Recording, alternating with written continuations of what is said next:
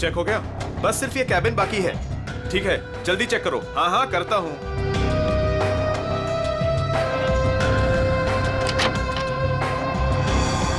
चल यार, भूख लगी है। चलो चलते हैं।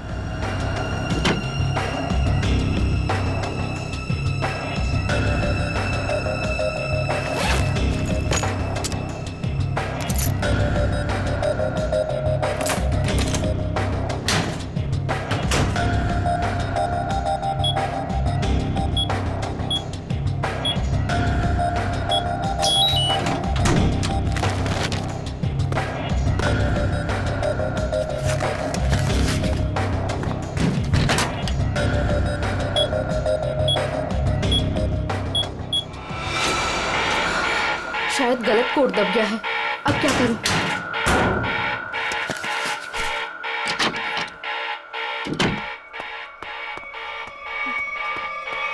ए रुक! कौन है वहां?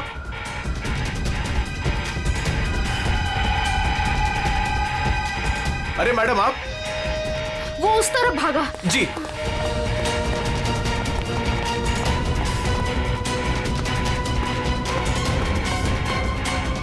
अरे मैडम, यहां तो कोई नहीं। मैडम कहां गई? शायद चली गई होंगी। मगर इतनी रात को मैडम कर क्या रही थी यहां पर?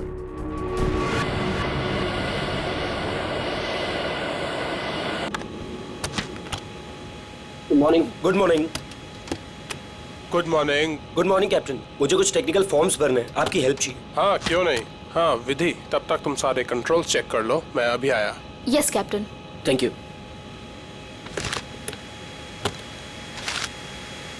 Good morning ma'am. Good morning.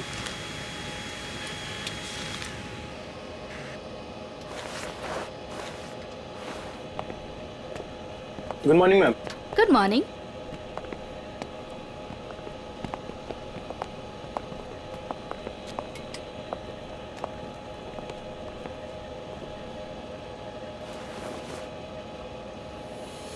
देखो सनी, इस वक्त मैं तुमसे कोई बात नहीं कर सकती।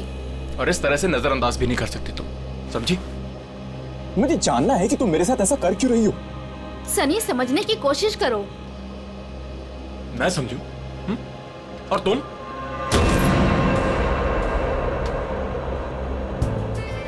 Good morning. Good morning sir.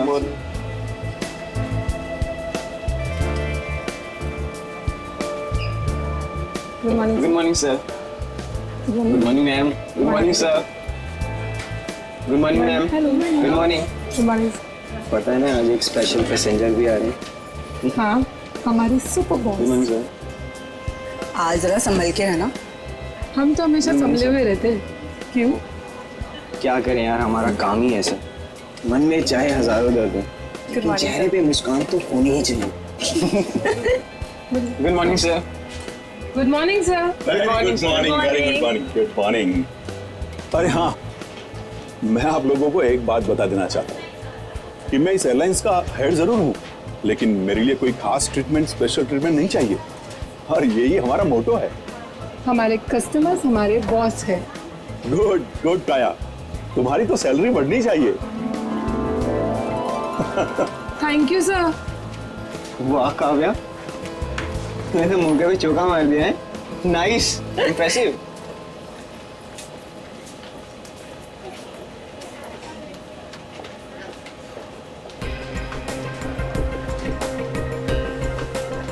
Hi ma'am. Thank you.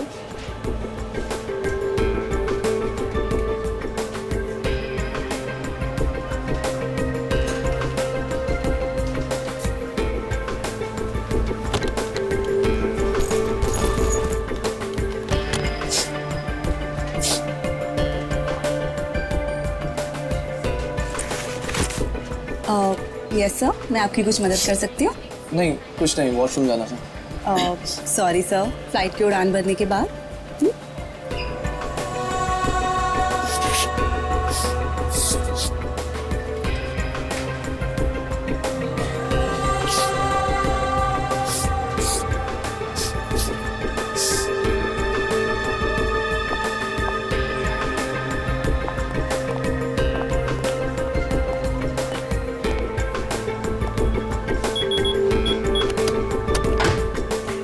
Sunny अब बहुत हो गया। हाँ अरे क्या बहुत हो गया भाई, अभी तो सब शुरू हुआ है।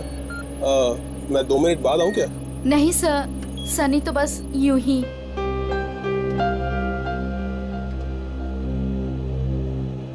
सब कुछ ठीक तो है ना विधि? यस कैप्टन, बस आपके कमांड का इंतजार है। हाँ तो बस ठीक है, टेक ऑफ करते हैं। नमस्कार, मैं कैप्टन राघव कुमार आप सभी का स्वागत करता हूँ। कुछ ही मिनटों में हम उड़ान भरेंगे। सभी यात्रियों से निवेदन है कि वे अपने निर्धारित स्थान पर बैठ जाएं और अपनी कुर्सी की पेटियां बांध लें और क्रू मेंबर्स उड़ान के लिए तैयार हो जाएं। धन्यवाद।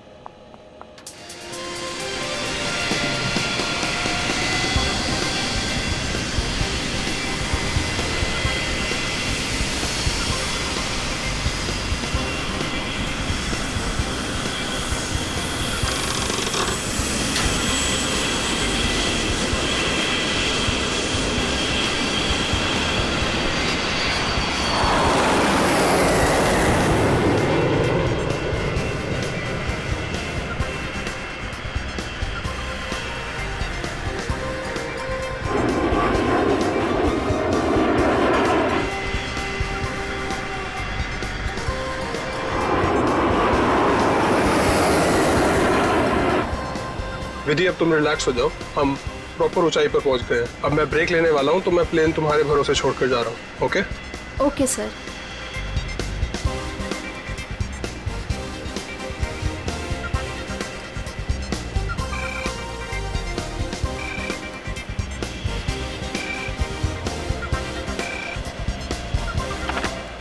Yes captain. सोनिया, अब मैं बाहर आ सकता हूं वॉशरूम ब्रेक के लिए?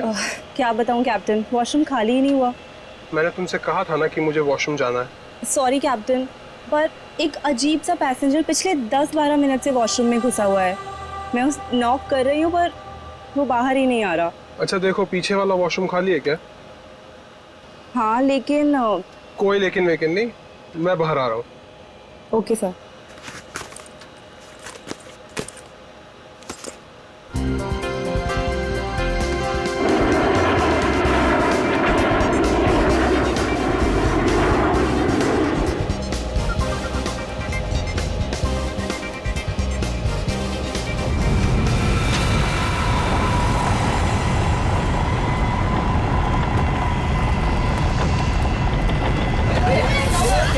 प्लीज प्लीज मैं अपनी बेल्ट वाली आप प्लीज बिल्कुल मत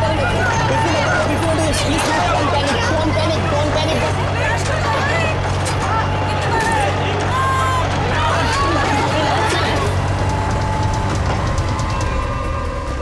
सर लगता है अचानक से मौसम बदल गया।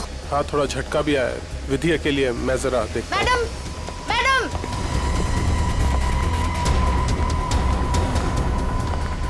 सर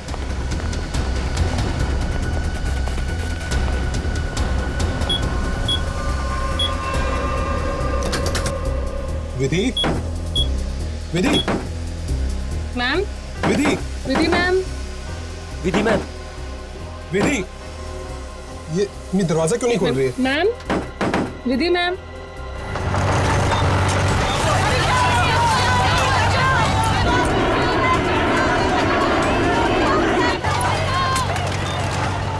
विधि मैम, विधि,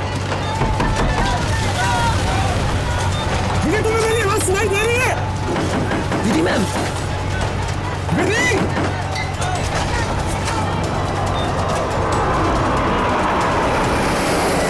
हे भगवान, इन्हें भी अभी वॉशरूम जाना था।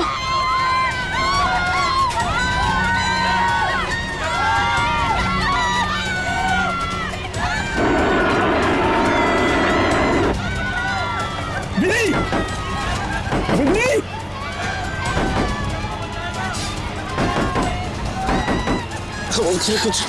कुछ नहीं।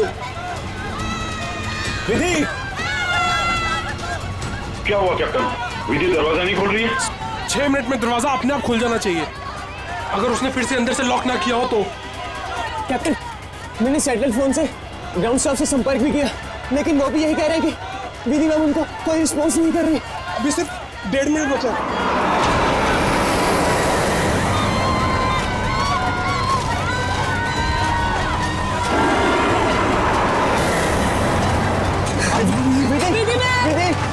विधि ma'am, please open it. Vidhi ma'am please. सुनाई दे रही है कि नहीं?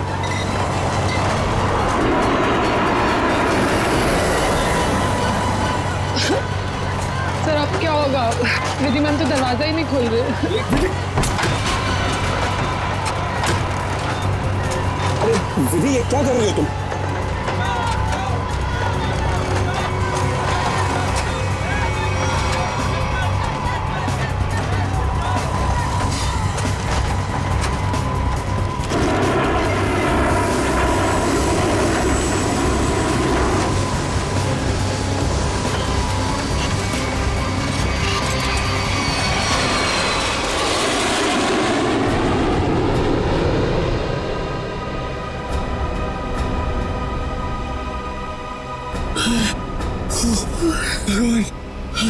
भगवान का लाख लाख शुक्र है कि हम सही सलामत। कैप्टन, आपने हम सबकी जान बचा दी। मुझे तो लग रहा था कि आज मेरा आखिरी दिन है, बट किसी की दुआ लग गई। Vidhi ma'am, Vidhi ma'am, Vidhi ma'am, Vidhi ma'am. Oh my God, Vidhi ma'am, Vidhi ma'am की तो मौत हो चुकी है। Oh my God, Vidhi ma'am, Vidhi ma'am, क्या हुआ?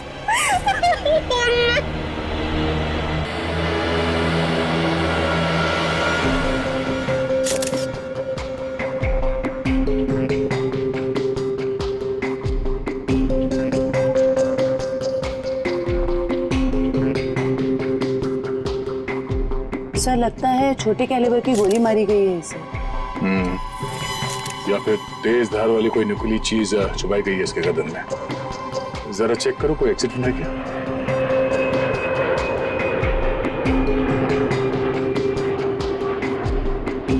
नहीं है सर। सर एक बात समझ में नहीं आ रही, जब कोई कॉकपिट में था ही नहीं तो इसे मारा किसने? राघव को पता होगा, वो तो शुरू से इसके साथ कॉपरेटिव था। जरा देखो कुछ और मिलता है क्या। सर राघव, सबसे पहले आपने देखा विधि को मारा हुआ? Yes yes sir. आपने किसी को कॉकपिट के अंदर जाते हुए या कॉकपिट से बाहर निकलते हुए देखा? नहीं सर, जब मैं अंदर गया तो अंदर कोई भी नहीं था। मगर ये कॉकपिट का दरवाजा तो अंदर से बंद होता है ना? यस यस सर, हम पायलट्स को इंस्ट्रक्शंस दिए गए होते हैं कि कॉकपिट का दरवाजा हम अंदर से ही बंद रखें। तो फिर आप अंदर कैसे घुसे? सर कॉकपिट के दरवाजे पे 6 मिनट का टाइमर सेट होता है। अगर कॉकपिट का पायलट उसे दोबारा लॉक ना करे तो दरवाजा अपने आप खुल जाता है। ओह, इसका मतलब विधि मर चुकी थी, इसलिए 6 मिनट के बाद दरवाजा अपने आप खुल गया। Yes yes sir. जब मैं अंदर गया तो विधि पहले से ही अपनी सीट पर मरी पड़ी थी। सर ये कहीं आतंकवादी हमला तो नहीं था?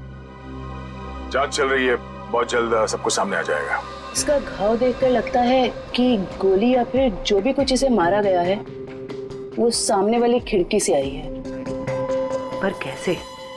कॉकपिट में तो कोई था ही नहीं। यस मैम, और उड़ती हुई फ्लाइट में कोई भी बाहर से निशाना लगा नहीं सकता। वही तो, देखो ग्लास भी बिल्कुल ठीक ठाक है, कहीं से टूटा नहीं है। मैम मैंने सारा instrument panel and cockpit check कर लिया, मगर कहीं भी कुछ नहीं मिला। एक बार फिर से चेक करो। श्योर। सोनिया, राघव के बाहर आने के बाद तुमने किसी और को कॉकपिट के अंदर जाते हुए देखा था? No sir. पता चला? नहीं सर। सोनिया जी, जिस वक्त ये हादसा हुआ उस वक्त आप कहाँ पे थे? सर मैं पीछे वाले वॉशरूम में थी जहाँ राघव गए थे। पिछले वाले? आप वहाँ कितनी देर तक थी? करीब 2-3 मिनट के लिए। सर हो सकता है इन 2-3 मिनट में कोई कॉकपिट में गया हो और विधि को मारकर चुपके से निकल गया। हाँ शायद ऐसा ही हुआ होगा। मिस्टर राघव, आप पीछे वाले वॉशरूम में क्यों गए थे जबकि कॉकपिट के बगल में वॉशरूम है?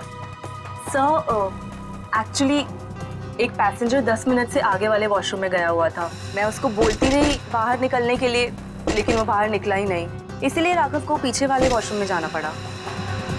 सर ये आगे वाला वॉशरूम कॉकपिट के बिल्कुल पास में है। हो सकता है जो पैसेंजर वॉशरूम में था उसी ने विधि को मारा हो। कौन है ये पैसेंजर? नाम क्या है उसका? सर एंडी, उसका सीट नंबर है 37B। 37B।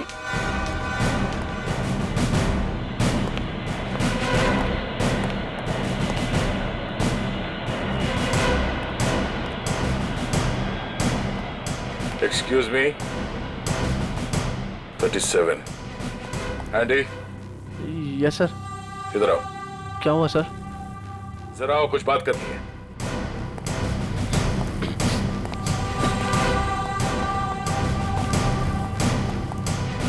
अब ये बताओ, कॉकपिट के बगल वाले वॉशरूम में तुम 10 मिनट से ज्यादा तक क्या कर रहे थे? सर मेरा पेट खराब था सर। पेट खराब था तो दवाई तो ली होगी ना? दिखाओ सर। सर दवाई तो नहीं सर। एंडी, पेट खराब होने से ये आंखें लाल नहीं होती और ये हाथ ऐसे कांपते नहीं है। सर वो तो सर नींद नहीं उसके लिए। नहीं, ये ड्रग्स लेने का नतीजा है। नहीं सर, ऐसा तो है। ऐसा तो कुछ भी नहीं सर। हाँ? तलाशी लो इसको, जेब चेक करो और बैग भी चेक करो। सर कुछ भी नहीं मेरे पास सर। चुप खड़े रहो। सर ऐसा क्यों कर रहे हैं मेरे साथ सर? कुछ नहीं किया मैंने सर।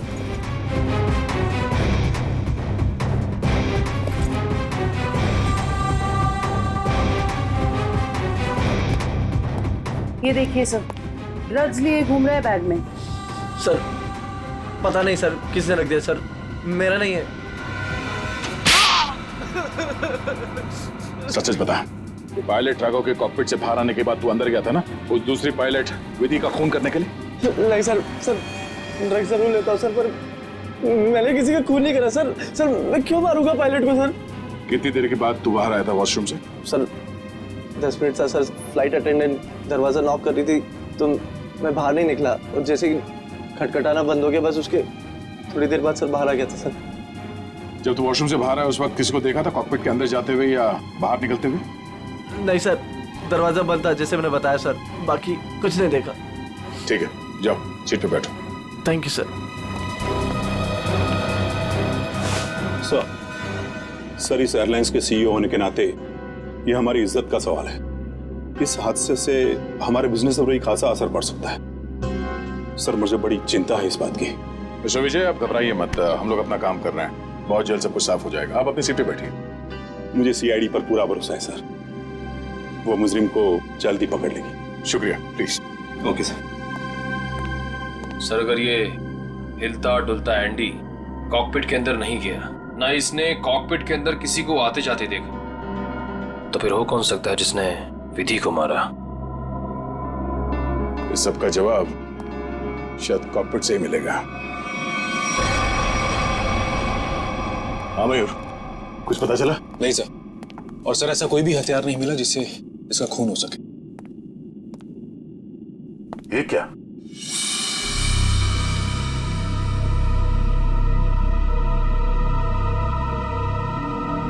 खून? सर विधि की बॉडी का एंगल देख के लग नहीं रहा ये खून विधि का है। सर हो सकता है ये खून खूनी का। विधि का भी हो सकता है। खूनी ने जब उस नुकीले हथियार से विधि के गर्दन में ऐसे वार किया, वापस निकालते समय शायद खून का छींटा यहाँ गिर गया होगा। और अगर खून खूनी का है तो वो जख्मी है और इन पैसेंजर्स में से कोई है। एक काम करो, सैंपल्स उठा लो, फॉरेंसिक भिजवा दो। सर एक और चीज सर, ये देखिए।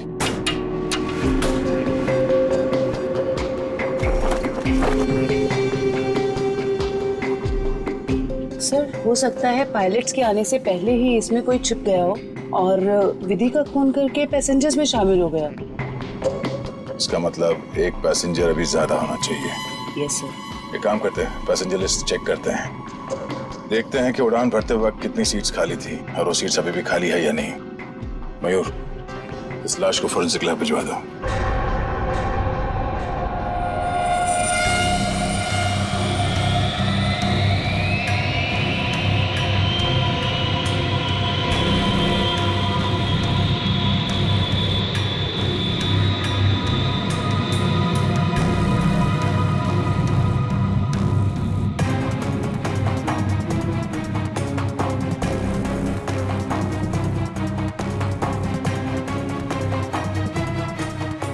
सर, चार्ट के मुताबिक जो सीट्स पहले खाली थी वो अभी भी खाली हैं सर।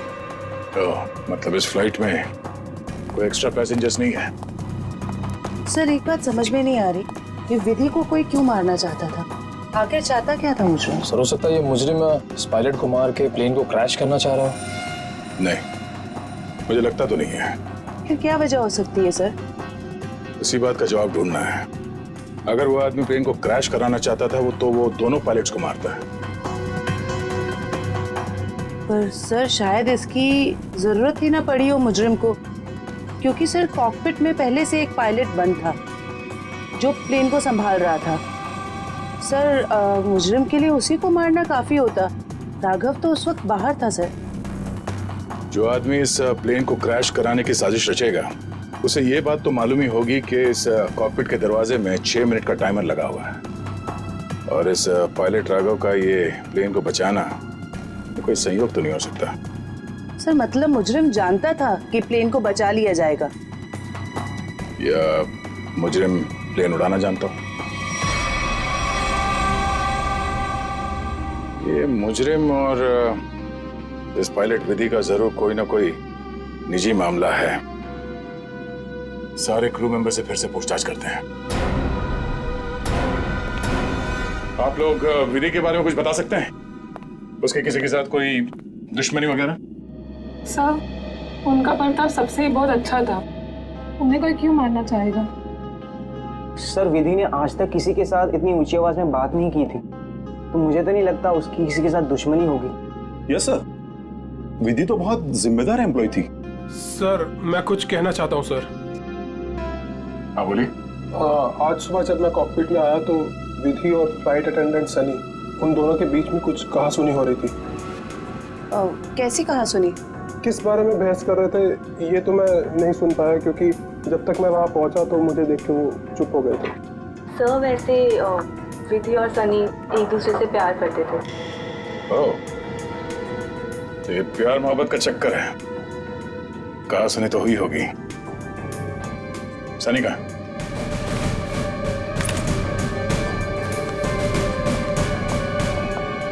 सनी,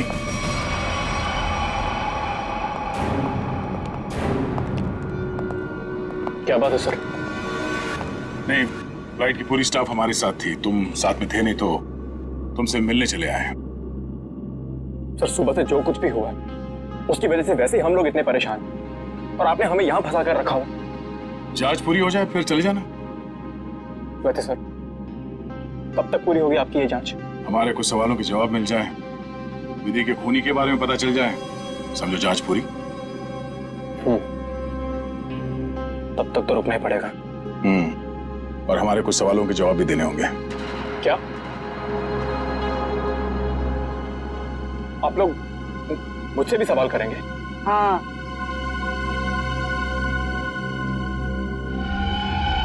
पूछिए, क्या पूछना चाहते हैं आप?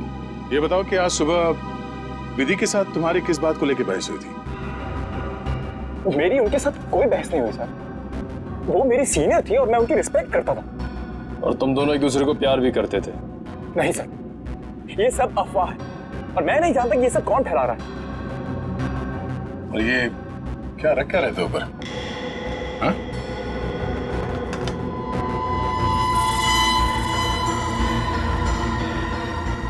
प्लेट? इस पे खून लगा है? मैंने कुछ नहीं किया सर, ये मेरा नहीं सर। तुमने मारा ना विधि को? नहीं सर। हाँ? मैंने कुछ नहीं किया सर। कौन? क्यों मारा विधि को? हाँ? मैंने नहीं मारा सर विधि को, मैं सचमुच उससे प्यार करता था सर। वाह, मार खाया तो सच बोलने लगे। अब ये बता, ये चाकू पे ये खून किसका है? विधि का? हाँ? नहीं सर,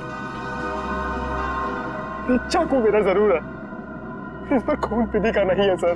फिर किसका है?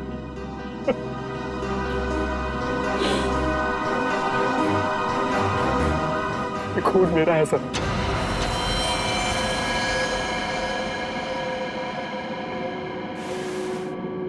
ये देखिए। पहले विधि का खून किया तो अपने आप को बचाने के लिए विधि का नाम लिख लिया। मैं बताता हूँ सर कि चाकू पर ये खून कैसे और क्यों आया। विधि, तुम बदल चुकी हो, तुम मुझे नजरअंदाज कर रही हो। ऐसा कुछ भी नहीं है, तुम बेवजह राई का पहाड़ बना रहे हो। विधि, हमारी एंगेजमेंट हो चुकी है और मुझे लगता है कि तुम्हें ये रिश्ता मंजूर ही नहीं है। अगर तुम्हारा बर्ताव ऐसा ही रहा तो मुझे सच में ये रिश्ता तोड़ना पड़ेगा। विधि, मेरा मानना ये है, जो रिश्ते एक बार बन जाते हैं ना, वो मरते दम तक नहीं टूटते।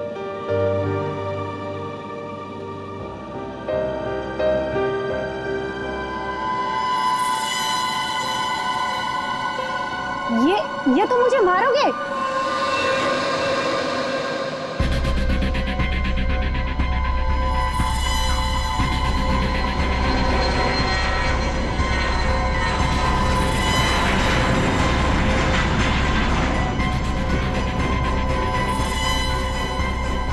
सनी, अब बहुत हो गया। हाँ, लेकिन सर, वो मुझे हमेशा के लिए छोड़कर चली गई। इस चाकू पे लगा खून साबित करेगा कि तू सच बोल रहा है या ये ड्रामा कर रहा है। आसान के विधि की लाश से क्या पता चला? बॉस, विधि के खून में हमें एक बहुत ही खतरनाक जहर के ट्रेसेस मिले, जिसका नाम है मेंजेनिसाइटिस। शरीर में जाते ही बस कुछ ही सेकंड्स में इस जहर ने विधि की जान ले ली। तो क्या चाकू के ऊपर जहर था? नहीं, जहर चाकू पर नहीं था। और बॉस, चाकू पर जो खून लगा हुआ था वो भी विधि का नहीं था। मतलब खून सनी का ही था। तो फिर विधि के शरीर में जहर आया कहां से? मैं बताता हूं जहर कैसे गया। बॉस,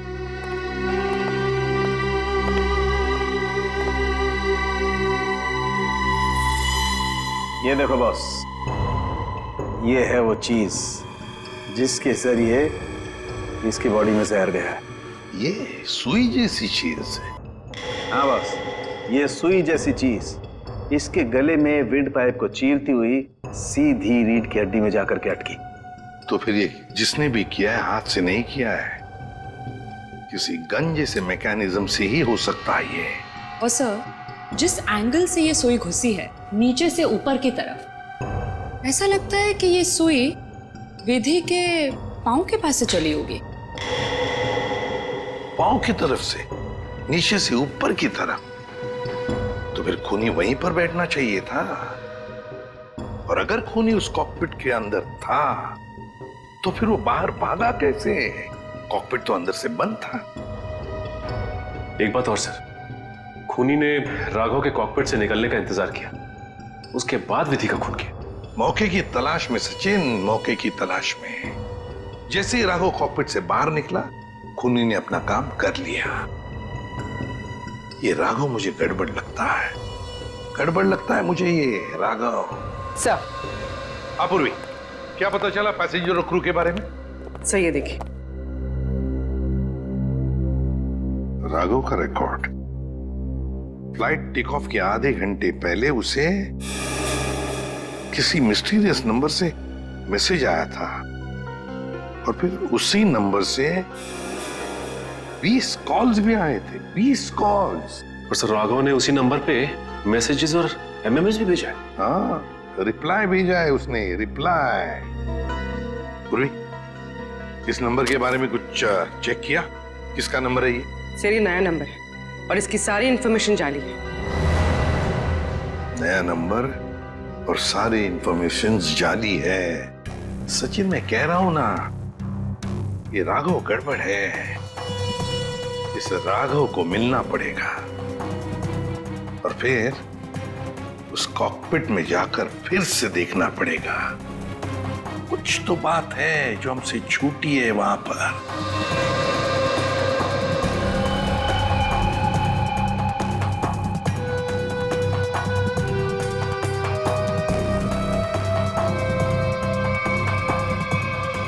राघव, क्या हुआ? कुछ नहीं। राघव, अब तो उन्होंने हमें और हमारे ऋषि को छोड़ दिया है ना, तो फिर तुम अब क्यों परेशान हो? तुम नहीं समझोगे नम्रता।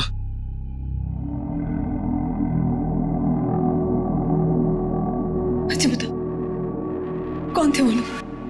हाँ, और उन्होंने मुझे और हमारे ऋषि को क्यों किडनैप किया था? बताओ। और फिर उन्होंने हमें छोड़ दिया। इस बारे में मैं ज्यादा नहीं जानता हूं नम्रता, और जो कुछ भी हुआ है उसके बाद मैं अपने आप को कभी माफ नहीं कर पाऊंगा। क्यों राघव, क्या किया है तुमने? नम्रता, मैंने धोखा दिया है विधि को।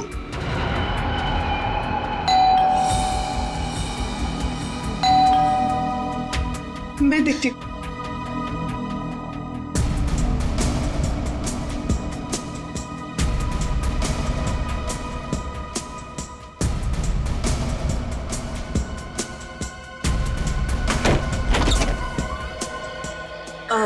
जी आप लोग?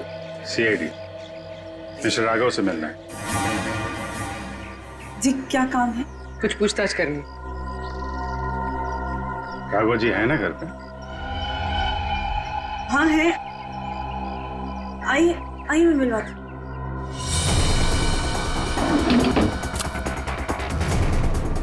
आइए sir.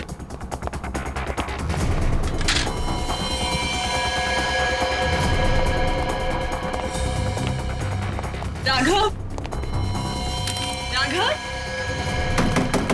Open the door. Raghav, sir दरवाजा नहीं खोल रहा। राघव, एक मिनट, जरा इधर आइए। राघव, हम लोग सीआईडी से हैं, डरने की जरूरत नहीं है, दरवाजा खोलो। राघव, हम लोग सीआईडी से हैं, डरने की जरूरत नहीं है, दरवाजा खोलो। ये तो खुशी हो रहा है। राघव, बात सुनो मेरी। राघव क्या कर रहे हो? राघव, क्यों बचाया आपने मुझे? राघव बात सुनो मेरी। मर जाने दीजिए मुझे, क्यों बचाया? राघव, मर जाने दीजिए मुझे। राघव शांत हो जाओ। बताओ कौन इन सब के पीछे है? मुझे नहीं पता, मुझे एक अनजान नंबर से कॉल आया था और मैं अनजान कॉल नहीं उठाता हूँ, और इसीलिए मैंने वो कॉल भी नहीं उठाया। फिर तुम्हें एक एमएमएस आया? हाँ। क्या था उस एमएमएस में? उसने मुझे ये एमएमएस भेजा। मेरी बीवी और बच्चा उनके कब्जे में थे। कोई तुम्हें ब्लैकमेल कर रहा था, मगर क्यों?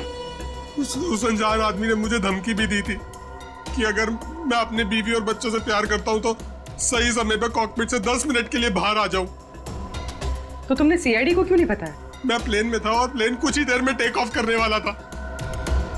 अपनी बीवी बच्चे और बच्चे को बचाने के लिए मुझे ये सब करना पड़ा। सर, एक पायलट को मारने के लिए कोई इतना कुछ क्यों करेगा? हो कौन सकता है?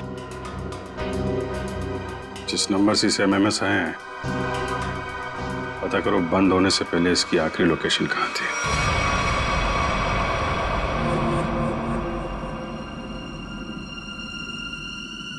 सर, ये देखिए सर, ये कूलिंग डिवाइस है सर, जो इस पैनल को ठंडा रखने का काम करता है सर।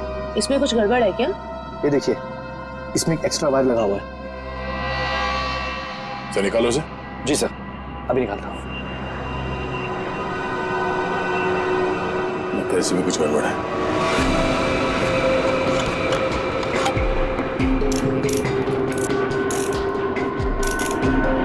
सही रहा।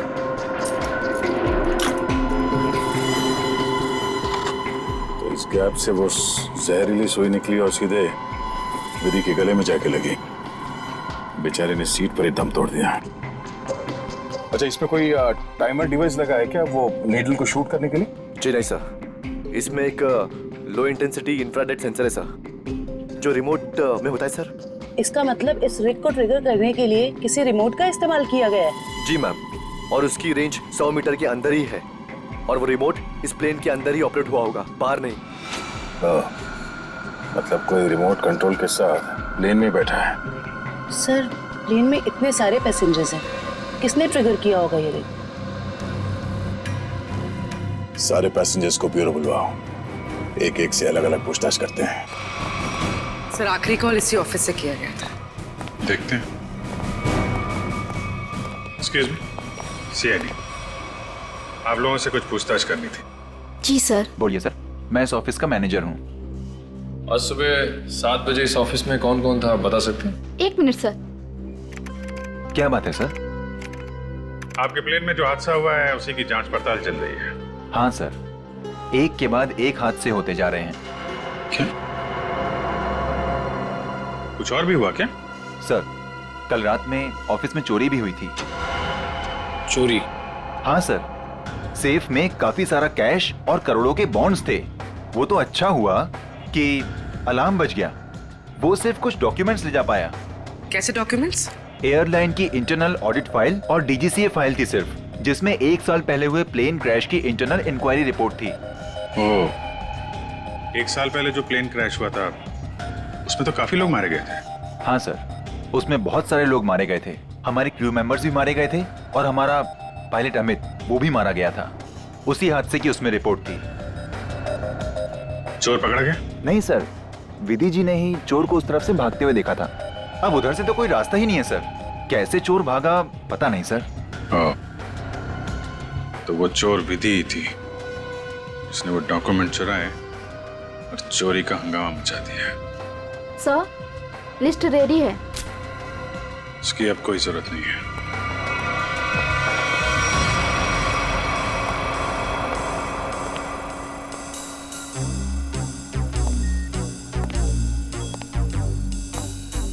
अच्छा मैम, ये बताइए कि आपके आसपास जो भी पैसेंजर्स बैठे हुए थे उनमें से किसी पे शक है आपको? एक्चुअली हाँ, मेरे बगल में एक औरत बैठी थी, वो मुझे कुछ अजीब सी लगी। क्या अजीब लगा आपको? क्या उसके हाथ में कोई रिमोट था या फिर वैसी कोई चीज? हाँ मैडम, एक लड़का था वहाँ पर जो मोबाइल में गेम खेल रहा था और बार बार अपनी सीट पर उछल रहा था। मुझे तो लगता है जो कुछ भी हुआ है उसी की वजह से हुआ है और उसी ने किया। कैसे? नहीं, ऐसा कुछ तो नहीं था, मगर उसके नाखून बड़े बड़े थे और वो बार बार अपने नाखूनों को देख रही थी। फिर मुझसे पूछती है, आपकी उम्र क्या है? तो? अरे भला कोई अपनी असली उम्र बताता है ना? अजीब सी बात। मेरा तो सब कुछ छीन लिया उस खोरी ने। काश कि मैंने उसे देखा होता सर, तो मैं उसे उसी वक्त खत्म कर देता। मैं जितना जानता हूँ उतना आपको बता चुका। अगर मुझे पता होता कि ये सब होने वाला है तो मैं कभी उस फ्लाइट में बैठता ही नहीं। सर हमारी तो अभी भी शादी हुई है, हम तो आपस में ही खोए हुए थे। हाँ जी सर, आपस में बात कर रहे थे और अपने फोन से सेल्फी ले रहे थे। और हमारा ध्यान तो तब गया जब फ्लाइट ने जर्क लिया सर। ठीक है, आप लोग जा सकते हैं। जी सर, थैंक यू। एक मिनट। हाँ सर। जी सर। आप लोग ने जो फोटोज खींची थी वो मैं देख सकता हूँ? हाँ सर, क्यों नहीं सर। हाँ जी, ये लीजिए।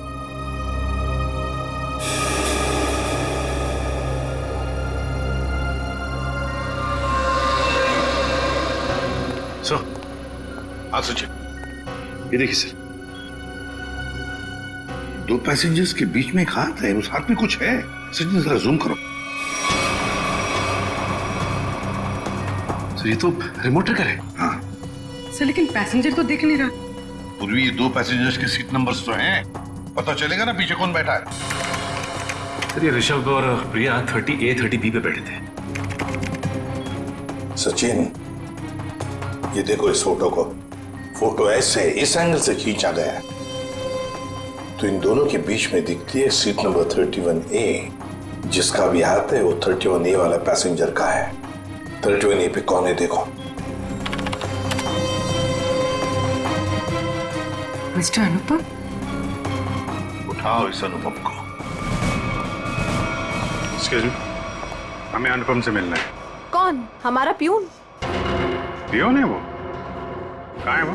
जी अभी मैंने उसे एक फाइल दी है 2nd फ्लोर पे कैबिन में देने के लिए। Okay, thank you. हाँ हाँ हाँ हाँ। अरे डार्लिंग, मैं आ जाऊंगा।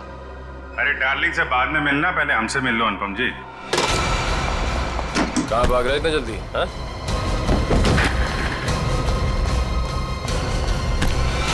बस बहुत उड़ लिया। कहाँ जा रहा था प्लेन? मैं अपने परिवार वालों से मिलने जा रहा था। प्लेन से? इतने पैसे थे तुम्हारे पास? बचा के रखे थे मैंने पैसे। बचा के रखे थे? हाँ, प्लेन में जाओगे, रिमोट लेके, रिमोट का ट्रिगर दबाओगे, बहुत पैसे बचे होंगे, है ना? क्या क्या मतलब? तुम अच्छे से जानते हो मतलब क्या है। क्यों मारा विधि को?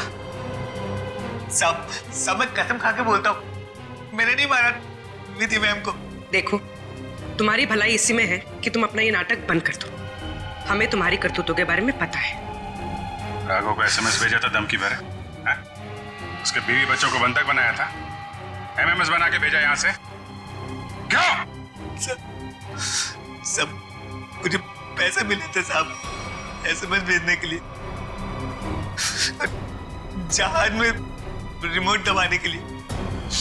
और मुझे नहीं पता था साहब कि उससे कोई मर जाएगा। किसने दिए थे पैसे?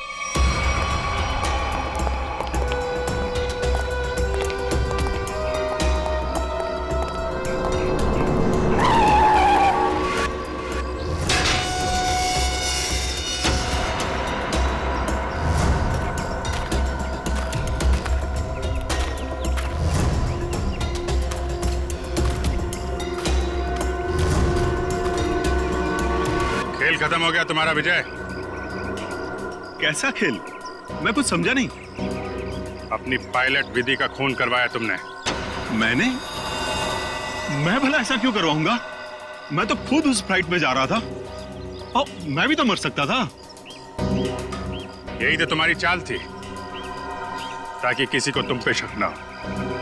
और इस काम में तुम्हारा साथ दिया तुम्हारे एम्प्लॉय अनुपम ने।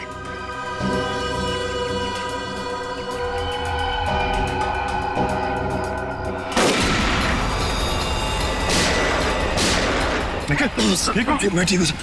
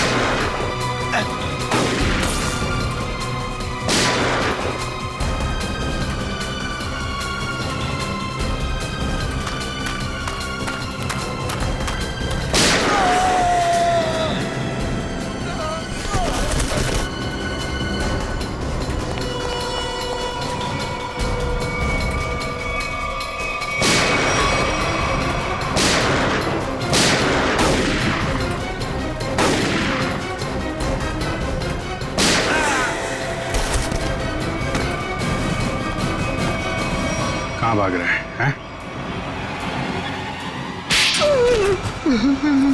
क्यों खून करवाया तुमने विधि का? सर 1 साल पहले हमारी एयरलाइंस का एक एयरक्राफ्ट क्रैश हो गया था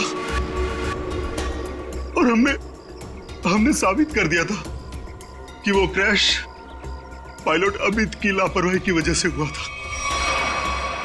लेकिन अमित विधि का दोस्त था और विधि इस बात की सच्चाई को मीडिया के सामने लाना चाहती थी सर। कैसे सच्चाई का खुलासा करने वाली थी वो? हाँ? सर वो प्लेन क्रैश हमारे एयरक्राफ्ट में खराबी की वजह से क्रैश हुआ था और हमारी तकनीकी टीम ने चेतावनी भी दे दी थी हमें कि इसमें सुधार किए बिना इसे न उड़ाया जाए। और इससे पहले कि विधि दुनिया के सामने ये सच्चाई लाती, तुमने खून करा दिया उसका। सर जब हमें पता चला कि विधि ने वो डॉक्यूमेंट्स चुरा लिए।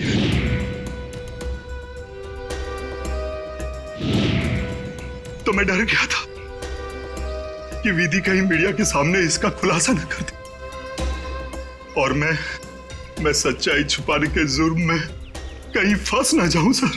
तुमने ये कैसे जाना कि वो डॉक्यूमेंट्स विधि ने चुराए? वो कई दिनों से हमारे दूसरे साथी स्टाफ से पूछताछ कर रही थी इसके बारे में और मुझे इस बात का पता चल चुका था। अब जेल जाने की तैयारी करो, प्लेन क्रैश की सच्चाई छुपाने और विधि के खून करने के जुर्म में शायद फांसी होगी तुम्हें।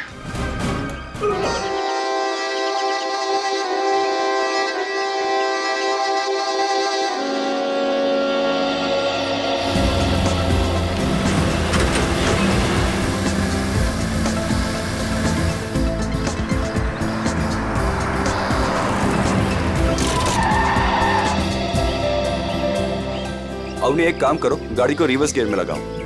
हाँ, लेकिन मुझे डर लग रहा है, पता नहीं गाड़ी कहीं इधर उधर चली गई तो। कुछ नहीं होगा, जैसा मैं बोलता हूँ वैसा करती जाओ। ओके, एक काम करो, गाड़ी को रिवर्स गियर में लगाओ और धीरे धीरे क्लच दबाओ और धीरे धीरे एक्सीलेटर छोड़ो, बस। अवनी बेटा, हम सिखा देते हैं तुम्हें गाड़ी चलाना, रमेश को तो वैसे भी ठीक से नहीं आता है। अरे काका, आप साइकिल चलाना तो ठीक से जानते नहीं है, गाड़ी क्या चलाएंगे? हाँ काका, आप ही सिखा दीजिए तो अच्छा है, ये तो सारा दिन फोन पे लगे रहते, मेरी तरफ ध्यान भी नहीं देते। अच्छा, एक काम करो, गाड़ी को रिवर्स गियर में लो। हाँ, हेलो,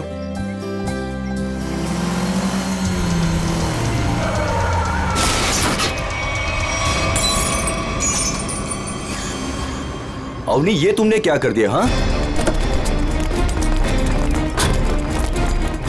बदबू कहां से आ रही है?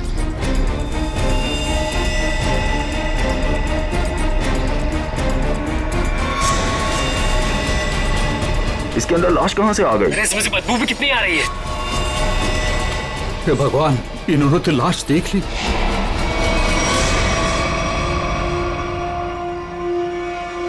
और उससे इतनी बदबू क्यों आ रही थी? घर आके बताती हूँ। बच्चों, मम्मी की बात सुनना चाहिए। हाँ? जाओ घर के अंदर जाओ। आपके बच्चे ने कहा कि ये मूर्ति उनके दादाजी की? जी, मेरे पिताजी की मूर्ति थी, सुमित प्रकाश नाम था उनका। उनकी मूर्ति क्यों बनवाई थी? मेरे पति एक इंजीनियर और साइंटिस्ट थे। सूखे इलाकों के लिए उन्होंने एक नई सिंचाई पद्धति का आविष्कार किया था। इसी से खुश होकर गवर्नमेंट ने उन्हें ये जमीन दान में दी थी। और सुमित जी इतने महान थे कि उन्होंने वो जमीन कॉलोनी को दान कर दी थी और हमने उसी जमीन पर ये बच्चों के लिए ये पार्क बनवा दिया। इसीलिए हमने उनके सम्मान में इस पार्क में उनकी मूर्ति लगवाई। देखिए, ऐसा लगता है कि किसी ने हाल में इस लाश को मूर्ति में छिपाया है। हाँ, कुछ महीनों पहले। आप लोग बता सकते हैं कि मूर्ति यहाँ कब लगाई गई थी? क्योंकि शायद लाश को उसी वक्त अंदर रखा गया था। ये क्या कह रहे हैं सर? ऐसा हो ही नहीं सकता। सुमित जी जिस साल गुजर गए उसी साल ये मूर्ति वहां लगवाई गई थी। कम से कम 39 साल हो गए। 39 साल पहले? तो ये हो सकता है कि जब हाल फिलहाल में मूर्ति बदली गई हो या फिर इसकी मरम्मत की गई हो, तब ये लाश इसमें डाल दी गई हो। जी नहीं, जब से ये मूर्ति लगवाई गई है तब से ना इसकी मरम्मत हुई है और ना इसे बदला गया। ऐसे कैसे हो सकता है? कुछ महीनों पहले मरे हुए आदमी की लाश इतनी पुरानी मूर्ति के अंदर कैसे हो सकता है? शायद ऐसा हुआ हो कि रात के अंधेरे में ये काम हुआ हो और आप लोगों को पता नहीं चला। पूर्वी, जरा वॉचमैन से पता करना। सर, इस कॉलोनी में करीब 200 फैमिलीज रहती है। अगर किसी ने रात को पुतला बदला होता, किसी ने तो देखा होता, लेकिन यहाँ तो किसी ने कुछ देखा ही नहीं। तो फिर ये लाश मूर्ति के अंदर आई कैसे? सचिन, 39 साल पहले ब्रॉन्ज की मूर्ति खड़ी की गई हो, तब से लेकर आज तक ना किसी ने उसकी मरम्मत की, ना उस मूर्ति को बदल दिया। हाँ सर, 1976 की बात है सर। हाँ, और आज उस ब्रॉन्ज के पुतले के अंदर मिलती है एक लाश और कॉलोनी के 40 लोग कहते हैं कि उन्होंने कुछ देखा तक नहीं। कैसे हो सकता है? मूर्ति के अंदर लाश। दो ही तरीके आते हैं मेरे दिमाग में। एक, या तो पुरानी मूर्ति के अंदर लाश रखी, या फिर नई मूर्ति बनाकर उसके अंदर लाश डालकर उस नई मूर्ति को पुरानी मूर्ति की जगह रखी गई और पुरानी मूर्ति गायब कर दी गई होगी।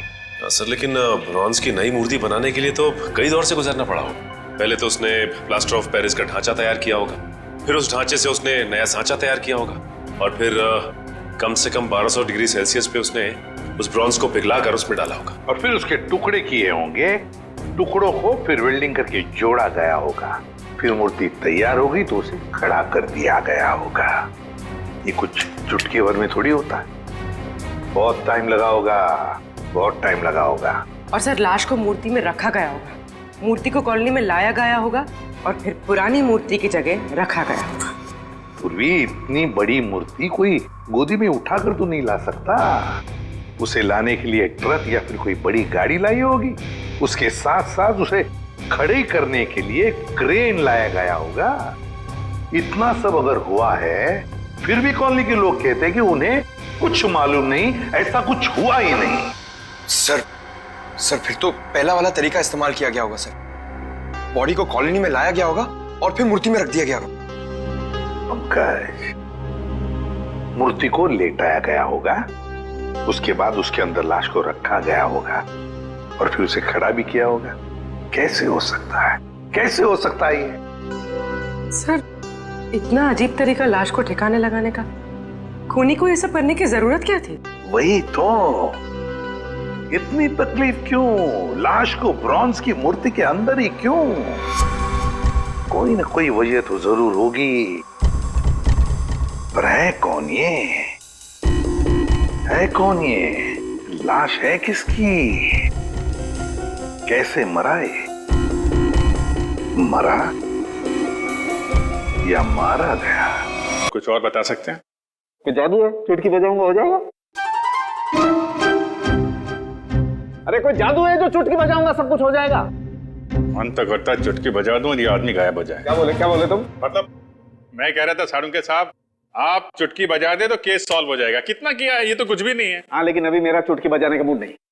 ठीक है तो मैं उधर बजा लेता हूँ चुटकी। किधर चले जाते हो? हाँ देखिए आप, तारिका जी।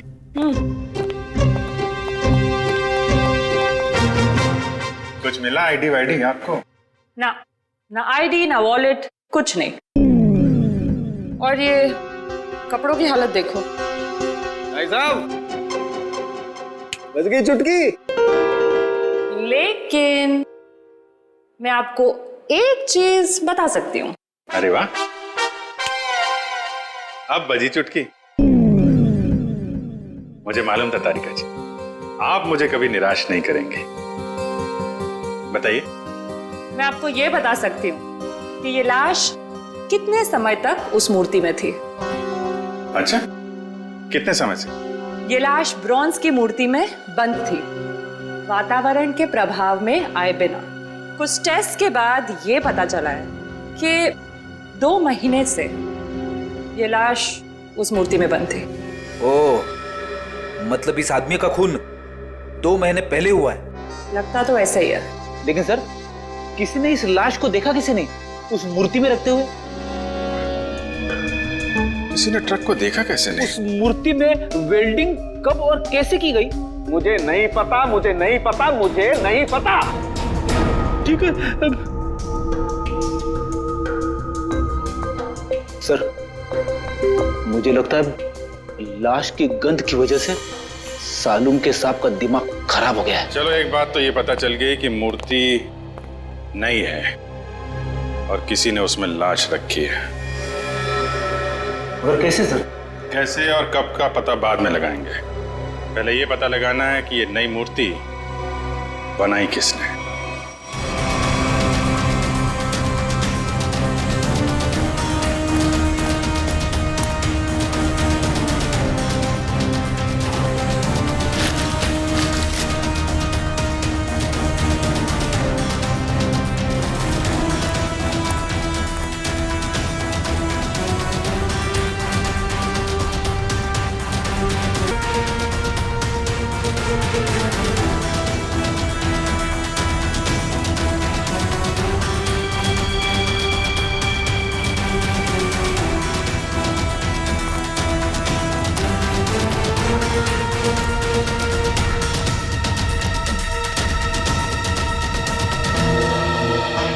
दुकान में तो कोई नहीं दिख रहा।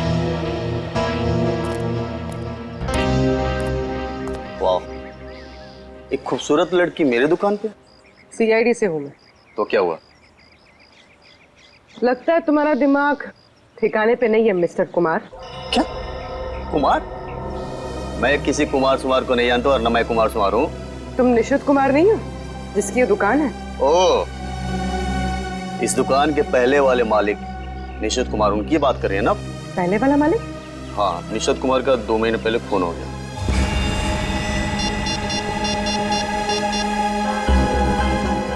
हेलो, अभिजीत साहब।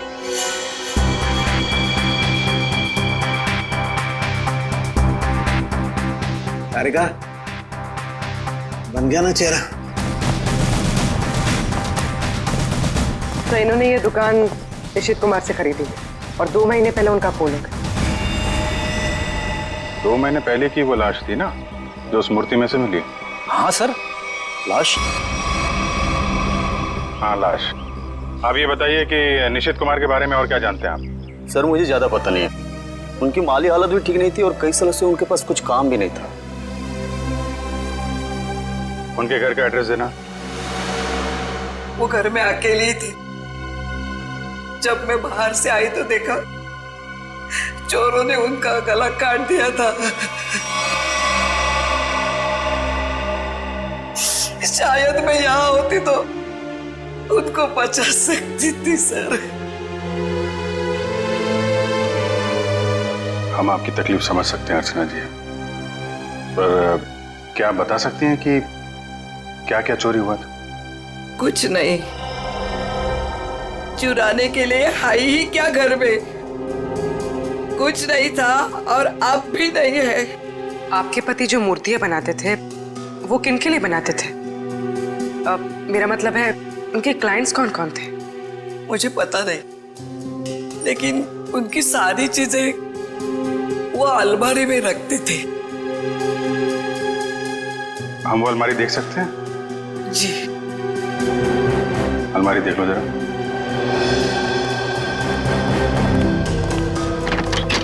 अर्चना जी, ऐसा भी हो सकता है कि ये चोरी का मामला ना हो।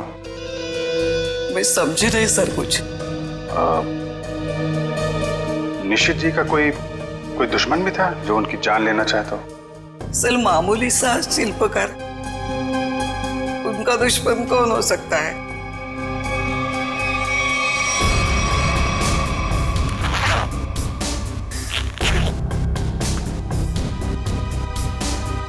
सर। हाँ बेट। इस फाइल में मूर्तियों की बहुत सारी न्यूज़पेपर कटिंग है सर। वो जो सारी मूर्ति बनाते थे ना, उसका सारा रिकॉर्ड इसी फाइल में रखते थे। और सर, ये देखिए। तो ये मामला है, सुमित जी की मूर्ति भी इन्होंने बनाई थी 1976 में। अर्चना जी, मूर्ति बनाने वाले अक्सर अपनी बनाई हुई मूर्तियों का एक ढांचा अपने पास रखते हैं कि अगर मूर्ति टूट फूट जाए तो दोबारा बना सके। निशित जी भी ऐसा करते थे क्या?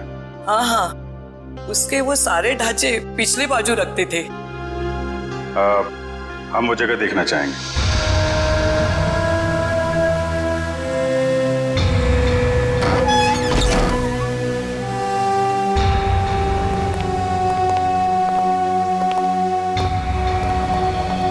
सर, आप सब देख रहे हैं ना, ये उनकी पूरी जिंदगी की कारीगरी है। उन्होंने जितनी भी मूर्तियां बनाई थी उन सबका एक एक ढांचा यहाँ है।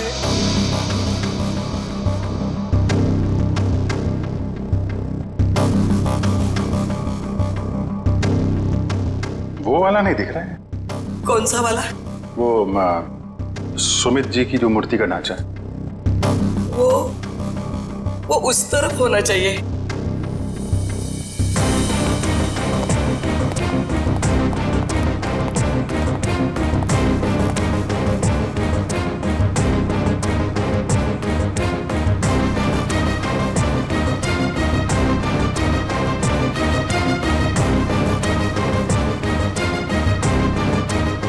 आप क्या देख रहे हैं? ये मिट्टी देख रहे हो? यहाँ पे कोई ढांचा था जो अब नहीं है। अर्चना जी, हाँ वो सुमित कुमार जी की मूर्ति का ढांचा यहीं पे था? हाँ यही था। ले गए? सर आपका मतलब उन चोरों से तो नहीं? सुमित कुमार जी की मूर्ति का ढांचा चोर चुरा के ले गए। ऋषि जी का खून इस ढांचे की वजह से हुआ है। लेकिन सर, सुमित जी की मूर्ति का ढांचा चुरा के चोर क्या करेंगे? उस ढांचे की मदद से सुमित जी की नई मूर्ति बनाई गई और उस लाश को उसमें डाल दिया गया। लेकिन सर हमें कैसे पता चलेगा वो लाश किसकी है? साड़ू के साहब लगे हैं ना लाश का चेहरा बनाने में। एक बार चेहरा बन जाए सारी कहानी सामने आ जाएगी। हाँ डॉक्टर साहब, बन गया चेहरा?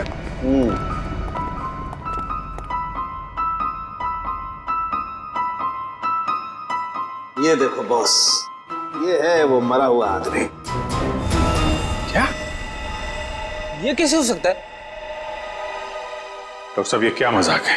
भाई साहब, मैं मजाक नहीं कर रहा हूँ, यही है उस आदमी का चेहरा, ऐसा ही दिखता है वो। मैं जानता था, मुझे बिल्कुल पता था ये कुछ ऐसा करेंगे जिससे सारा केस उलट जाए। क्या बात कर रहे हो यार तुम? मैं ऐसा क्यों करूंगा? क्या हो गया तुम्हें? अभिजीत, ये क्या कह रहे हो तुम? ये उसी आदमी का चेहरा है। सर मजाक क्यों करेंगे? क्योंकि डॉक्टर साहब ने जो चेहरा बनाया है वो मूर्ति का चेहरा है। सुमित जी का चेहरा है जो 39 साल पहले मर चुके हैं। इस चेहरे में सिर्फ मूंछ लगाना बाकी। क्या बात कर रहे हो? ये आप बताइए, आपने बनाया है चेहरा? तो मैंने तो वही बनाया है जो मुझे खोपड़ी ने बताया। मैंने तो मूर्ति देखी भी नहीं है यार। तो आप देख लीजिए, ये मूर्ति है। ये तो वाकई वही चेहरा है जो मैंने बताया। ऐसा कैसे हो सकता है? सर, ये आदमी 39 साल पहले मर चुका है। आज जिंदा होता तो 80 साल का होता। और आपने कहा था ना कि ये मरा हुआ आदमी 45 साल का। कैसे पॉसिबल है? आई एम सॉरी बॉस, मुझे छुट्टी चाहिए। वो आप देखो सर, पहले हम ये पता लगाने की कोशिश कर रहे थे कि लाश को मूर्ति में रखा कैसे गया।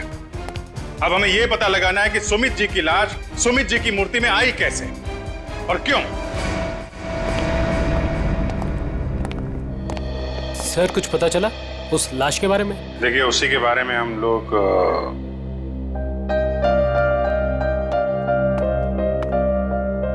बच्चों, हमें आपकी नानी और मम्मी से कुछ जरूरी बात करनी है। और बातें ऐसी हैं जो आप लोगों को नहीं सुननी चाहिए। तो आप लोग प्लीज अंदर जाइए। क्यों? हम क्यों नहीं सुन सकते? ये बड़ों की बातें हैं, बच्चों का कोई काम नहीं। हमें पता है, हमारे आजोबा की मूर्ति में से लाश मिली है ना। आप उसी के बारे में बात करने आए हो ना? हाँ, और कुछ जरूरी बातें। आप लोग अच्छे बच्चे हो ना? हो ना? प्लीज अंदर जाओ।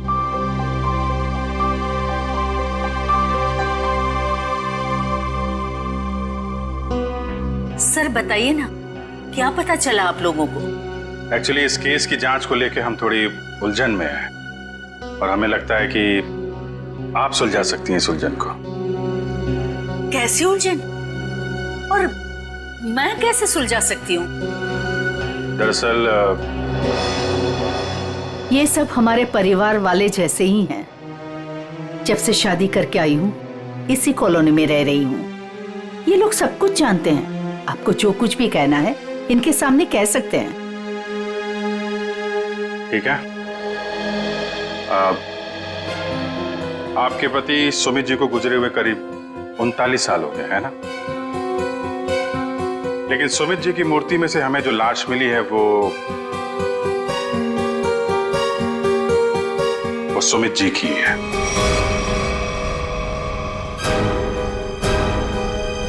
ये कैसे हो सकता है? ऐसा ही हुआ है। ये देखिए।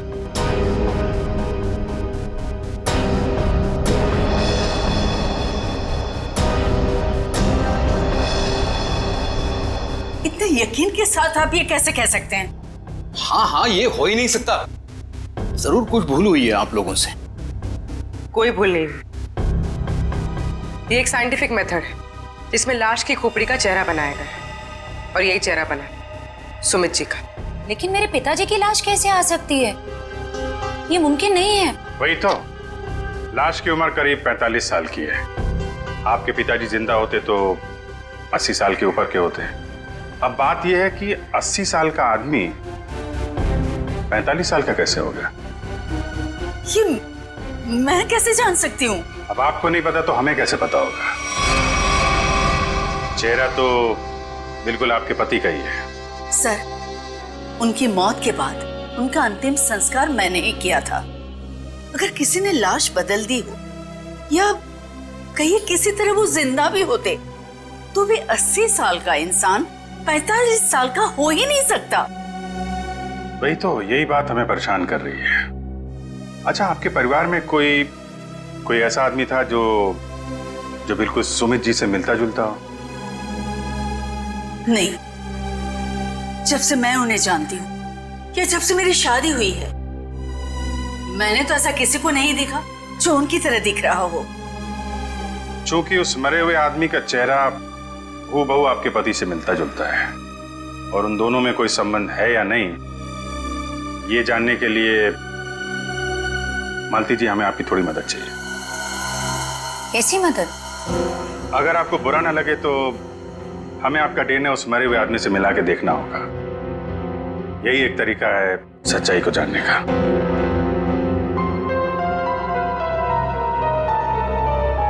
ठीक है, मैं तैयार हूँ, क्योंकि हम भी इस सवाल का जवाब चाहते हैं।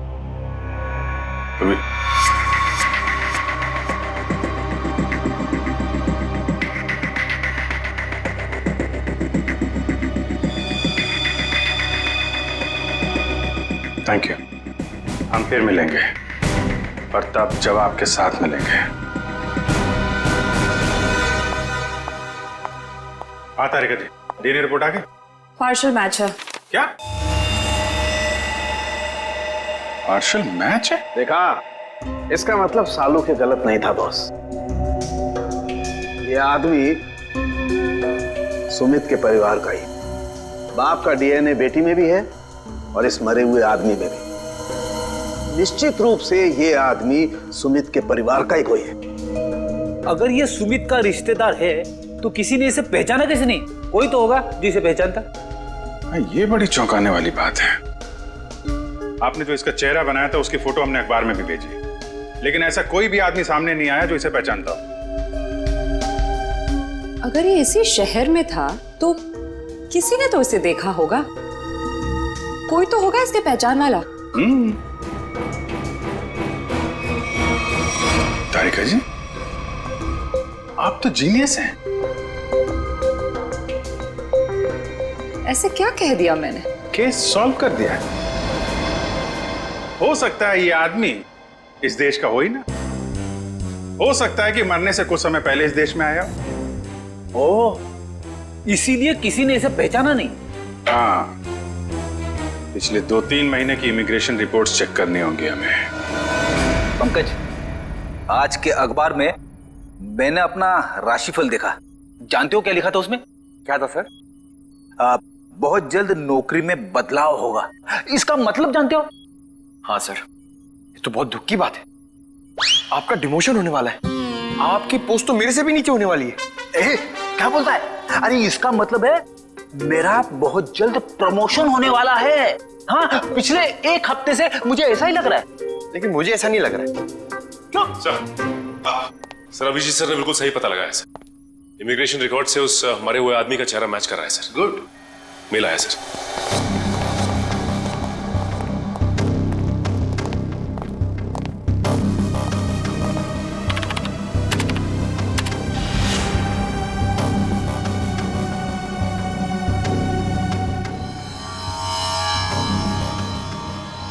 सचिन, ये तो बिल्कुल सुमित जैसे ही दिखता है। इसका नाम ब्रेंडन है, उम्र 45 साल और 2 महीने पहले यूके से आया था सर। मतलब आते ही मौत हो गई उसकी। सर, इसका नाम तो अंग्रेजों जैसा है पर लगता है इंडियन है। इस ब्रेंडन का घर का पता, फोन नंबर कुछ है? हाँ सर, जरूर। पूर्वी, इस नंबर पे फोन करो, घर का ही फोन नंबर होगा ही। उसके माता पिता से बात करो, मगर सावधानी से। शायद उन बेचारों को पता भी नहीं होगा ब्रेंडन के साथ क्या हुआ है। और देखो बातचीत में कुछ पता चलता है क्या इस ब्रेंडन के बारे में। सर। हाँ सर, मैं सीआईडी छोड़ रहा हूं, अब और बर्दाश्त नहीं होता, मैं पागल हो जाऊंगा। क्यों, ऐसा क्या हो गया? इस केस में बहुत कंफ्यूजन है, और सबसे बड़ी बात तो यह है कि वो आदमी अंग्रेज निकला। मेरा दिमाग फट जाएगा सर। मैं भी छुट्टी पे जा रहा हूं सालू के साथ। अभी जाओ इसी वक्त। बोरिया भी सरा बांधो, निकल जाओ सीआईडी से, जाओ। और कुछ समय बिताओ अपनी बीवी के साथ, शायद कुछ अकल आ जाएगी। जाओ। सर, आपका राशिफल तो सही निकला। नौकरी में बदलाव, मतलब आपका रेजिग्नेशन, इस्तीफा।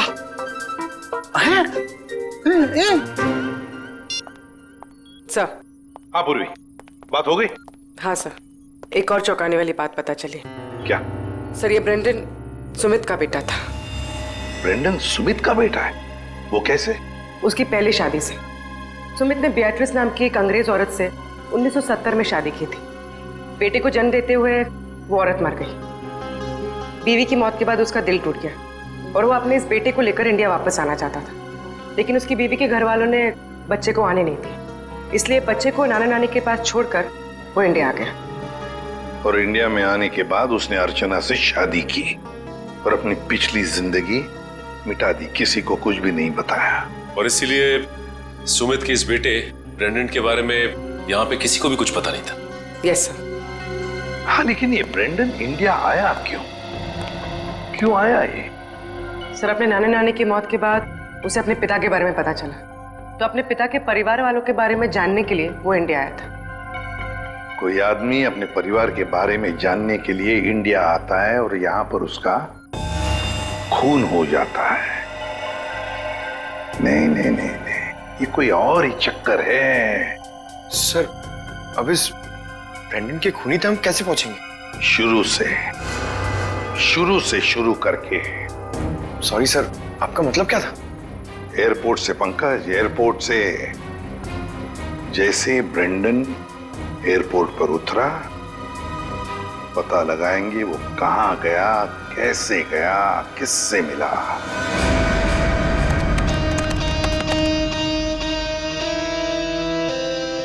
सर, ये फुटेज एयरपोर्ट के अराइवल गेट की है सर, जब ब्रेंडन इमिग्रेशन से बाहर निकल चुका था। सर, ये रहा ब्रेंडन, ये कैप वाला आदमी ब्रेंडन से मिलने आया। कैप की वजह से इसका चेहरा ठीक से दिख नहीं रहा। जरा जूम करो उसमें।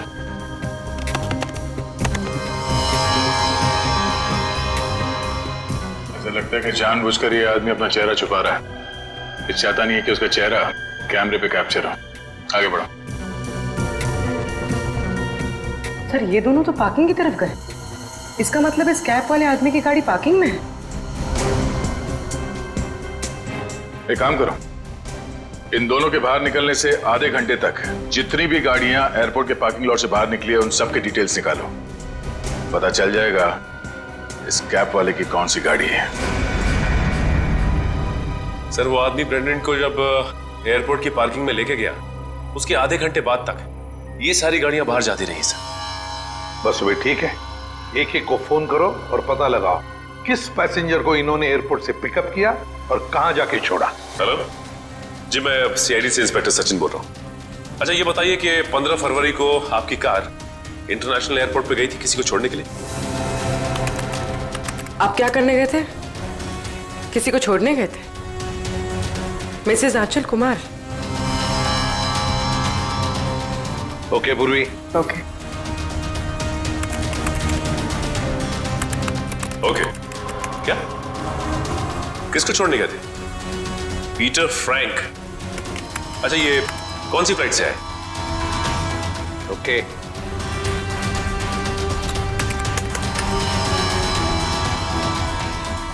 मिस्टर डिसिल्वा,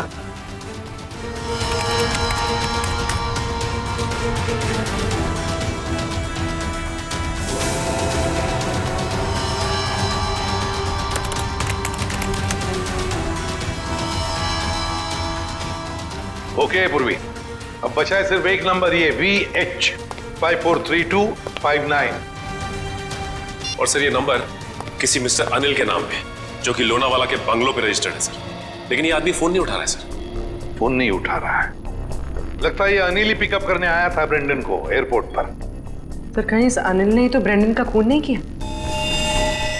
हो सकता है पूर्वी, एक बात तो पक्की है, इस अनिल का जरूर कोई ना कोई संबंध है ब्रेंडन के खून के साथ। सरकार के रजिस्ट्रेशन के हिसाब से अनिल जी का घर यही है। काफी पैसे वाला लगता है ये अनिल जी, इतना बड़ा बंगला, वो कार। लेकिन इस अनिल जी को ब्रेंडन से क्या काम पड़ गया? सर मुझे तो लगता है कि इस ब्रेंडन को इंडिया में कोई जानता ही नहीं होगा। ब्रेंडन को इंडिया में कोई जानता नहीं था तो ये अनिल एयरपोर्ट क्यों गया था उन्हें लेने? उसके बाद ये ब्रेंडन गायब कहाँ हो गया? कोई दरवाजा खोल क्यों नहीं रहा? जी कौन है आप लोग और क्या चाहिए? आपके मालिक अनिल जी से मिलना है। कहाँ है वो?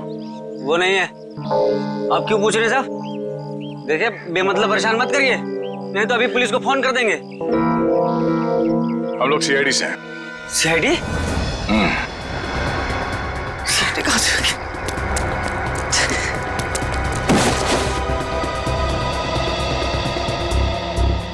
अब ये हमारे किसी काम का नहीं है।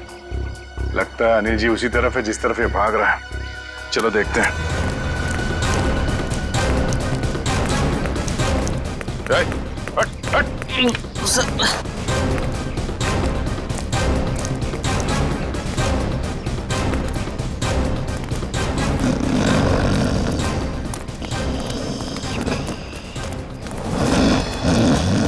लगता है यही अनिल जी है।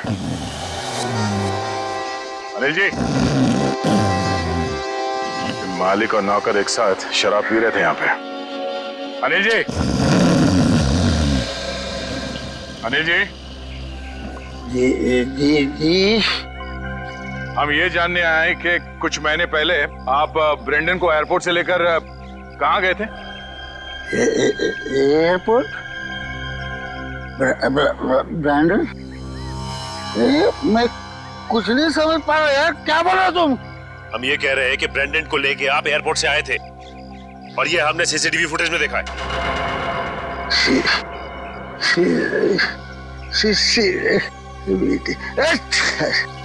अनिल जी, आपकी कार कौन सी है?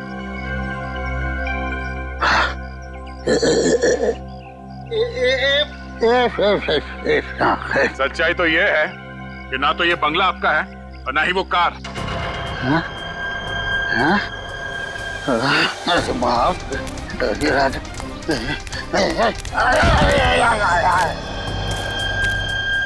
अब सच बताओ। सर मैं कुछ नहीं जानता सर मैं तो एक मामूली सा वॉचमैन हूँ सर, वॉचमैन। ये मेरा मालिक है ना, मालिक, उसने अपना बंगला और कार मेरे नाम पर कर दिया सर।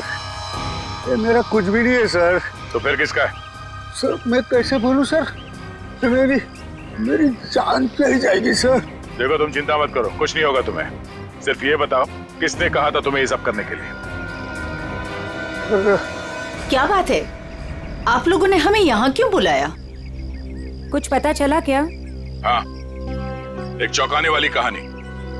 ये कहानी हम आप लोगों को भी सुनाते हैं। इस कहानी को हम वहां से शुरू करते हैं जब सुमित जी को सरकार ने जमीन दान दिया था। उस जमीन में सिर्फ एक छोटा सा गार्डन नहीं था, बल्कि वो जमीन भी था जिसपे आज मॉल बना हुआ है आपके कॉलोनी के पीछे। लेकिन इस बात का पता हमें क्यों नहीं चला? क्योंकि आप लोगों से पहले कुछ और लोगों को पता चल गया। उन्हें यह भी पता चल गया कि सुमित जी अपनी पूरी जमीन को बच्चों के पार्क के लिए दान करना चाहते हैं, और ये बात उन्हें अच्छा नहीं लगा। उन्होंने सुमित जी को रोकना चाहा। जब सुमित जी नहीं माने तो उनका खून कर दिया। क्या? जी हाँ, सुमित जी का एक्सीडेंट कोई एक्सीडेंट नहीं था। इसकी प्लानिंग की थी उन लोगों ने, और उन लोगों ने जमीन का एक छोटा सा हिस्सा आपके कॉलोनी को दिया और बाकी बिल्डर्स को बेच दिए। वो मॉल जहां पे खड़ा है वो जमीन। बिल्डर से मिले पैसे से ऐश कर रहे हैं वो लोग। उनके पास देश विदेश में बहुत सारे घर हैं, बंगलो हैं, ढेर सारी गाड़ियां हैं, और ये बात किसी को नहीं पता, उनके दोस्तों और परिवार वालों को भी नहीं। और सुमित जी का बेटा ब्रेंडन जब अपने परिवार वालों से मिलने इंडिया आया तो उसे भी मार दिया गया। क्यों, ये हमें मालूम नहीं। और फिर बेटे की लाश को पिता के मूर्ति में छुपा दिया। अब ये कैसे किया है ये हम जानना चाहते हैं। लेकिन वो कौन लोग हैं? यही हैं वो लोग। सच तो ये इसी कॉलोनी में रह रहे हैं, धोखे और खून से कमाए हुए पैसों पर ऐश कर रहे हैं, लेकिन हम उन्हें जानते हैं।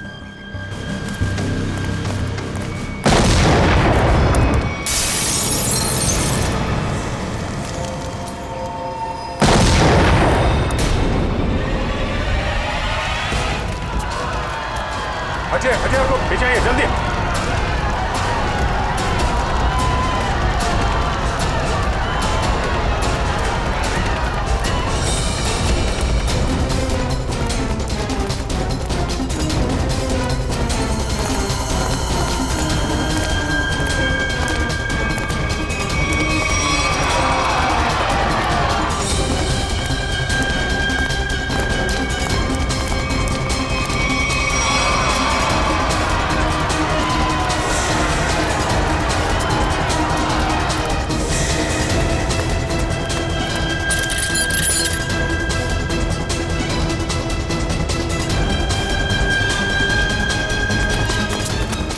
आनंद, आनंद संभालना यार। अरे अरे क्या हो रहा है ये?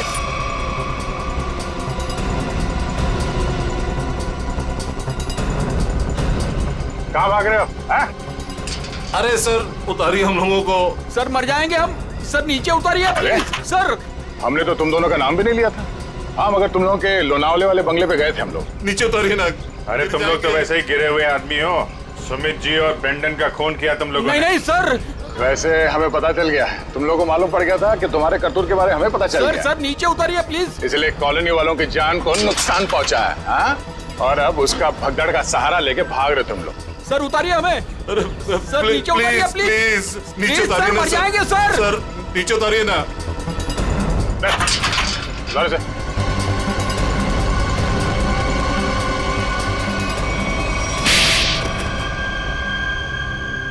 लेकिन वो तो आपके दोस्त थे, फिर आपने उनको क्यों मार दिया? क्योंकि इनके लिए पैसा दोस्ती से ज्यादा मायने रखता है। लेकिन ब्रेंडन को क्यों मारा? सर एक्चुअली हम उसे मारना नहीं चाहते थे। हम उसे एयरपोर्ट से सीधा हमारे खाली पड़े हुए फ्लैट पे लेके गए। हमने सोचा था हम उसके बाप के मरने की झूठी कहानियां सुनाकर उसको यूके वापस भेज देंगे, और उसने हमारी वो बातें सुन ली थी जिसमें हमने सुमित को मारने का जिक्र किया था। इसके लिए उसको मारा सर। लेकिन उसकी लाश मूर्ति में क्यों छुपाई? हम नहीं चाहते थे कि उसकी लाश किसी भी हालत में सीआईडी को मिले। अगर हम उसे जलाते, दफनाते या किसी तालाब झील में उसकी लाश छोड़ देते तो एक न एक दिन तो लाश मिल ही जाती ना।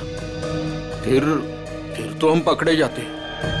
इसलिए हमने उसकी लाश सुमित की मूर्ति के अंदर डाल दी थी ताकि कोई ढूंढ ना सके। इसीलिए तुम लोगों ने निशित को मार दिया और उसके गोडाउन से सुमित जी के पुतले का ढांचा को चुरा लिया और नई मूर्ति बनाई। हाँ? लेकिन तुम लोगों ने मूर्ति जब बदली तो कॉलोनी वालों को कैसे नहीं पता चला? वो सर हमने एक दिन पूरे कॉलोनी वालों को रात के खाने की दावत दी थी और हमने उनके खाने में नींद की गोलियां डाल दी थी। अच्छा, जब सारी कॉलोनी सो गई तो पुरानी मूर्ति की जगह नई मूर्ति रख दी। अगर अवनी अपने कार से उस मूर्ति को ठोकर नहीं मारती तो इनके काले कारनामों से पर्दा नहीं हटता। लेकिन सच्चाई में एक ताकत होती है जो कभी छुपती नहीं, और जुर्म में भी वही कमजोरी होती है, वो भी कभी छुपती नहीं। इन्हें हमारे हवाले कर दीजिए, इन्हें सजा हम देंगे। हाँ सर, इन्होंने हमें धोखा दिया है, ये हमारे गुनहगार है। नहीं सर, हमें अरेस्ट कर दो, ये लोग मार डालेंगे। हमें अरेस्ट कर लीजिए सर। तुम्हें सजा देने का हक अगर हमारे हाथ में होता तो हम तुम्हें इनके हवाले कर देते। हमारे हाथ बंधे हुए हैं, वरना निखिल, पंकज ले जाओ इन्हें।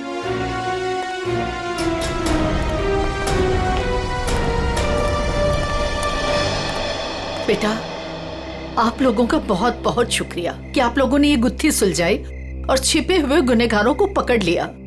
ये तो हमारा फर्ज था, लेकिन हम पूरी कोशिश करेंगे कि मॉल की जमीन भी कॉलोनी को वापस मिल जाए।